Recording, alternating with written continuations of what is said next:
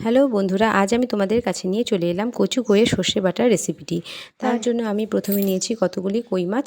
এই কই মাছগুলোকে কিন্তু আমি সুন্দরভাবে ধুয়ে পরিষ্কার করে লবণ এবং হলুদ দিয়ে সুন্দর করে মাখিয়ে রেখেছি কিছুক্ষণের জন্য। এবং আমি চলে এলাম মশলাটি তৈরি করার জন্য। আমি এখানে নিয়েছি সর্ষে, সামান্য পরিমাণে কাঁচা বাদাম এবং কাঁচা লঙ্কা। আমি এখানে লাল লাল লঙ্কাগুলো নিয়েছি, তোমরা চাইলে সবুজ লঙ্কাগুলো দিয়েও কিন্তু মশলাটি তৈরি করতে পারো।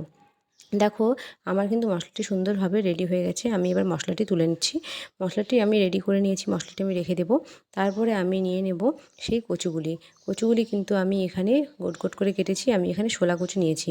তারপর যে মাছগুলি আমি ধুয়ে রেখেছিলাম, লবণ হলুদে মাখিয়ে রেখেছিলাম, সেগুলো আমি সুন্দরভাবে কড়াইতে তেল দিয়ে ভালোভাবে ভেজে নিচ্ছি। মাছগুলো আমার ভাজা হয়ে গেছে।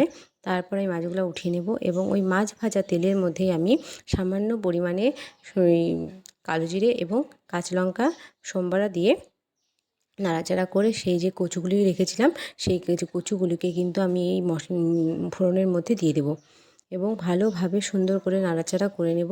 তারপরে আমি এর মধ্যে অ্যাড করে দেব লবণ আর হলুদ। লবণটা পরিমাণ মতো তোমরা দেবে। আর লবণটা আগে দিয়েছি এই কারণেই যাতে কচুগুলো খুব সুন্দরভাবে মজে আসে। আর লবণ দিলে কিন্তু যে কোনো জিনিস খুব তাড়াতাড়ি মজে আসে। দেখো, কচুগুলি কিন্তু খুব সুন্দরভাবে আমি নাড়াচাড়া করছি এবং ভাজা ভাজা করে নিচ্ছি। কচুগুলি কিন্তু ভাজার জন্য আমাদের একটু অপেক্ষা করতে হবে। আর দেখো, কচুগুলি কিন্তু এখন বেশ সুন্দরভাবে ভাজা হয়েই আসছে। কচুগুলি এখন ভাজা হয়ে গেছে।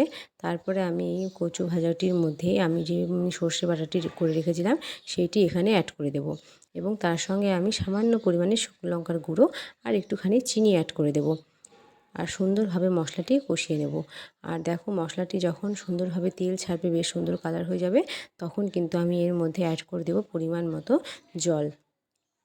জল দিয়ে কিন্তু আমাকে এই মিশ্রণটা বেশ ভালোভাবে একটু ফোটাতে হবে। আর এখানে কিন্তু খুব বেশি জল দেওয়া যাবে না, কারণ এই রেসিপিটি একটু মাখামাখাই হবে। তারপর আগে থেকে ভেজে রাখা কই মাছগুলো আমি এর মধ্যে অ্যাড করে দিলাম এবং সুন্দরভাবে মৃদু আঁচে এই ঝোলটি একটু ফুটিয়ে নেব। ব্যাস, তৈরি হয়ে গেল আমার কচু কইয়ের সর্ষে বাটার রেসিপি। তোমরা কিন্তু বাড়িতে অবশ্যই এটা ট্রাই করবে আর দেখবে খেতে কিন্তু খুব সুন্দর লাগবে। আর গরম ভাতে খেতে দারুণ লাগে। আমি কিন্তু এটা ট্রাই করে দেখেছি, ভাতের সাথে খেয়ে খুব সুন্দর।